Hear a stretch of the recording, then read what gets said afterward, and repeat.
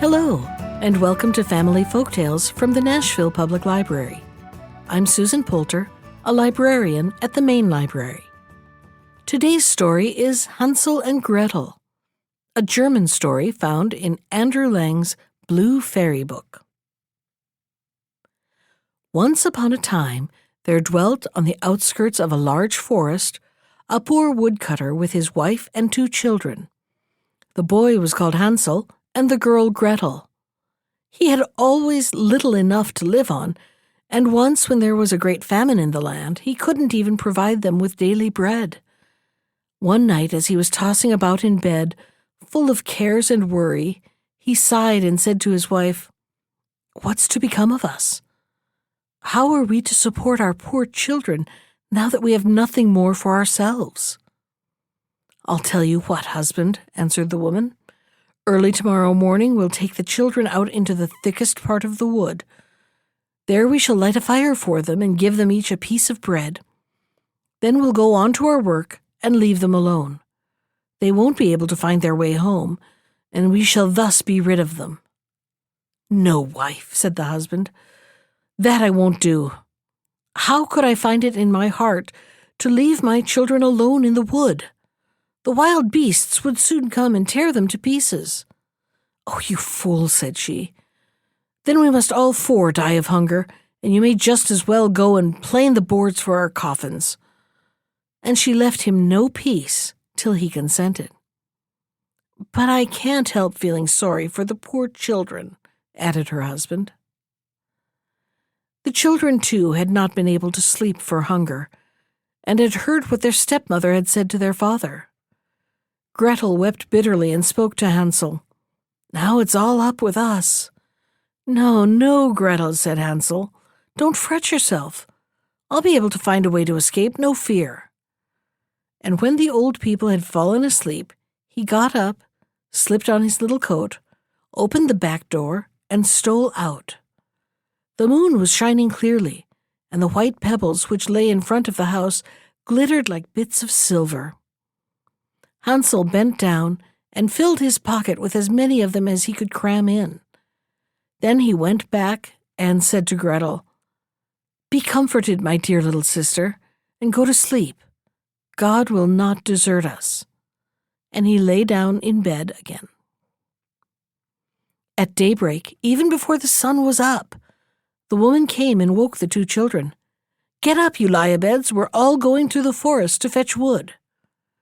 She gave them each a bit of bread and said, "There's something for your luncheon, but don't you eat it up before, for it's all you'll get."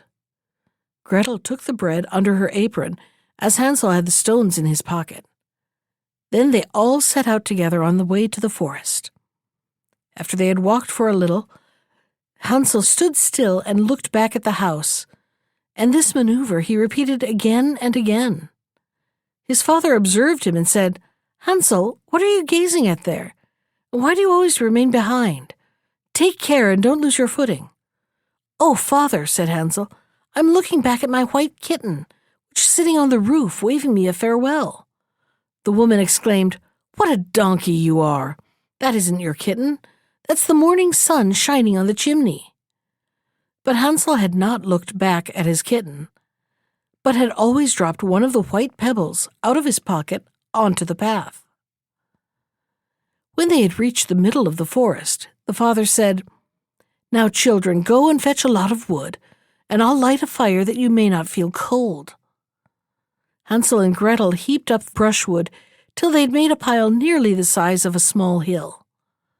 The brushwood was set fire to, and when the flames leaped high, the woman said, "Now lie down at the fire, children, and rest yourselves. We are going into the forest to cut down wood. When we've finished, we'll come back and fetch you." Hansel and Gretel sat down beside the fire, and at midday ate their little bits of bread. They heard the strokes of the axe, so they thought their father was quite near, but it was no axe they heard, but a bough he had tied on a dead tree, and that was blown about by the wind. And when they had sat for a long time, their eyes closed with fatigue, and they fell fast asleep. When they awoke at last, it was pitch dark. Gretel began to cry and said, "How are we ever to get out of the wood?" But Hansel comforted her. "Wait a bit," he said, "till the moon is up, and then we'll find our way sure enough." And when the full moon had risen, he took his sister by the hand and followed the pebbles, which shone like new threepenny bits, and showed them the path. They walked on through the night, and at daybreak reached their father's house again. They knocked at the door, and when the woman opened it, she exclaimed, "You naughty children! What a time you've slept in the wood! We thought you were never going to come back." But the father rejoiced, for his conscience had reproached him for leaving his children behind by themselves. Not long afterward, there was again great dearth in the land, and the children heard their mother address their father thus in bed one night: "Everything is eaten up once more. We have only half a loaf in the house, and when that's gone, it's all up with us. The children must be got rid of. We'll lead them deeper into the wood this time, so that they won't be able to find their way out again. There is no other way of saving ourselves." The man's heart smote him heavily, and he thought, surely it would be better to share the last bite with one's children. But his wife wouldn't listen to his arguments, and did nothing but scold and reproach him. If a man yields once, he's done for, and so, because he had given in the first time, he was forced to do so the second. But the children were awake, and had heard the conversation. When the old people were asleep, Hansel got up, and wanted to go out and pick up pebbles again as he had done the first time. But the woman had barred the door, and Hansel couldn't get out. But he consoled his little sister and said, "Don't cry, Gretel, and sleep peacefully, for God is sure to help us." At early dawn the woman came and made the children get up. They received their bit of bread, but it was even smaller than the time before. On the way to the wood, Hansel crumbled it in his pocket, and every few minutes he stood still and dropped a crumb on the ground. "Hansel, what are you stopping and looking about you for?" said the father. "I'm looking back at my little pigeon which is sitting on the roof, waving me a farewell," answered Hansel. "Fool," said the wife, "that isn't your pigeon. It's the morning sun glittering on the chimney." But Hansel gradually threw all his crumbs on the path. The woman led the children still deeper into the forest, farther than they had ever been in their lives before. Then a big fire was lit again, and the mother said, "Just sit down there, children, and if you're tired, you can sleep a bit. We're going into the forest to cut down wood, and in the evening when we're finished, we'll come back to fetch you." At midday, Gretel divided her bread with Hansel, for he had strewn his all along their path. Then they fell asleep, and evening passed away, but nobody came for the poor children. They didn't awake till it was pitch dark, and Hansel comforted his sister, saying, "Only wait, Gretel, till the moon rises. Then we shall see the breadcrumbs I scattered along the path. They will show us the way back to the house." When the moon appeared, they got up, but they found no crumbs, for the thousands of birds that fly about the woods and fields had picked them all up. "Never mind," said Hansel to Gretel. "You'll see, we'll find a way out." But all the same they did not.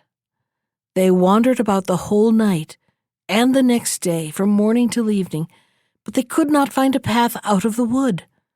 They were very hungry, too, for they had nothing to eat but a few berries they had found growing on the ground, and at last they were so tired that their legs refused to carry them any longer. So they lay down under a tree and fell fast asleep. On the third morning after they had left their father's house, they set about their wandering again, but only got deeper and deeper into the wood. And now they felt that if help did not come to them soon, they must perish. At midday they saw a beautiful little snow-white bird sitting on a branch, which sang so sweetly that they stopped still and listened to it. And when its song was finished, it flapped its wings and flew on in front of them. They followed it and came to a little house, on the roof of which it perched, and when they came quite near, they saw that the cottage was made of bread and roofed with cakes, while the window was made of transparent sugar.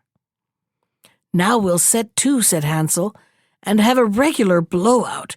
He was a vulgar boy. "I'll eat a bit of the roof, and you, Gretel, can eat some of the window, which you'll find a sweet morsel." Hansel stretched up his hand and broke off a little bit of the roof to see what it was like, and Gretel went to the casement and began to nibble at it. Whereupon a shrill voice called out from the room inside, "Nibble, nibble, little mouse, who's nibbling my house?" The children answered, "'Tis heaven's own child, the tempest wild," and went on eating, without putting themselves about. Hansel, who thoroughly appreciated the roof, tore down a big bit of it, while Gretel pushed out a whole round window pane and sat down the better to enjoy it. Suddenly the door opened, and an ancient dame, leaning on a staff, hobbled out. Hansel and Gretel were so terrified that they let what they had in their hands fall. But the old woman shook her head and said, "Oh ho! You dear children, who led you here? Just come in and stay with me. No ill shall befall you." She took them both by the hand and led them into the house, and laid a most sumptuous dinner before them. Milk and sugared pancakes, with apples and nuts. After they had finished, 2 beautiful little white beds were prepared for them, and when Hansel and Gretel lay down in them, they felt as if they'd got into heaven. The old woman had appeared to be most friendly, but she was really an old witch who had waylaid the children, and had only built the little bread house in order to lure them in. When anyone came into her power, she killed, cooked, and ate them, and held a regular feast day for the occasion. Now, witches have red eyes and cannot see far, but like beasts, they have a keen sense of smell and know when human beings pass by. When Hansel and Gretel fell into her hands, she laughed maliciously and said jeeringly, "I've got them now. They shan't escape me." Early in the morning, before the children were awake, she rose up, and when she saw them both sleeping so peacefully, with their round, rosy cheeks, she muttered to herself, "That'll be a dainty bite." Then she seized Hansel with her bony hand and carried him into a little stable and barred the door on him. He might scream as much as he liked, it did him no good. Then she went to Gretel and shook her till she awoke and cried, "Get up, you lazy bones, fetch water and cook something for your brother. When he's fat, I'll eat him up." Gretel began to cry bitterly, but it was of no use. She had to do what the wicked witch bade her. So the best food was cooked for poor Hansel, but Gretel got nothing but crab shells. Every morning the old woman hobbled out to the stable and cried, "Hansel, put out your finger that I may see if you are getting fat." But Hansel always stretched out a bone, and the old dame, whose eyes were dim, couldn't see it, and thinking always it was Hansel's finger, wondered why he fattened so slowly. When 4 weeks had passed and Hansel still remained thin, she lost patience and determined to wait no longer. "Hi, Gretel," she called to the girl. "Be quick and get some water. Hansel may be fat or thin. I'm going to kill him tomorrow and cook him." Oh, how the poor little sister sobbed as she carried the water, and how the tears rolled down her cheeks. "Kind heaven help us now," she cried. "If only the wild beasts in the wood had eaten us, then at least we should have died together." "Just hold your peace," said the old hag. "It won't help you." Early in the morning, Gretel had to go out and hang up the kettle full of water and light the fire. "First we'll bake," said the old dame. "I've heated the oven already and kneaded the dough." She pushed Gretel out to the oven, from which fiery flames were already issuing. "Creep in," said the witch, "and see if it's properly heated so that we can shove in the bread." When she had got Gretel in, she meant to close the oven and let the girl bake, that she might eat her up too. But Gretel perceived her intention and said, "I don't know how I'm going to do it. How do I get in?" "You silly goose," said the hag. "The opening is big enough. See, I could get in myself." And she crawled toward it and poked her head into the oven. Then Gretel gave her a shove that sent her right in, shut the iron door, and drew the bolt. Gracious, how she yelled! It was quite horrible. But Gretel fled, and the wretched old woman was left to perish miserably. Gretel flew straight to Hansel, opened the little stable door, and cried, "Hansel, we are free! The old witch is dead!" Then Hansel sprang like a bird out of the cage when the door is opened. How they rejoiced and fell on each other's necks, and jumped for joy and kissed one another. And as they had no longer any cause for fear, they went into the old hag's house, and here they found in every corner of the room boxes with pearls and precious stones. "These are even better than pebbles," said Hansel, and crammed his pockets full of them. And Gretel said, "I too will bring something home," and she fitted her apron full. "But now," said Hansel, "let's go and get well away from the witch's wood." When they had wandered about for some hours, they came to a big lake. "We can't get over," said Hansel. "I see no bridge of any sort or kind." "Yes, and there's no ferry boat either," answered Gretel. "But look, there swims a white duck. If I ask her, she'll help us over." And she called out, "Here are two children, mournful very, seeing neither bridge nor ferry. Take us upon your white back, and row us over, quack, quack." The duck swam toward them, and Hansel got on her back and bade his little sister sit beside him. "No," answered Gretel, "we should be too heavy a load for the duck. She shall carry us across separately."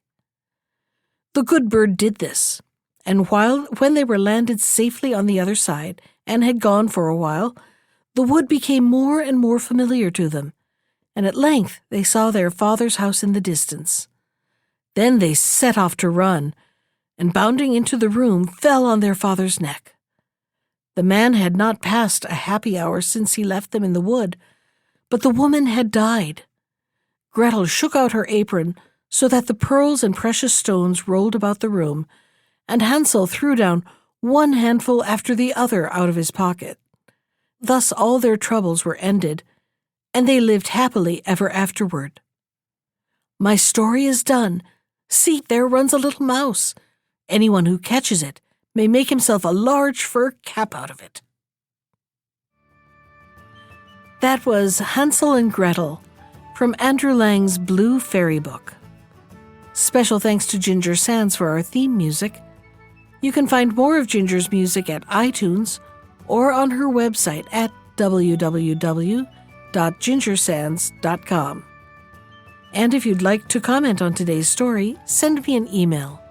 I can be reached at susan.poulter, that's Poulter, @nashville.gov. Thanks for listening.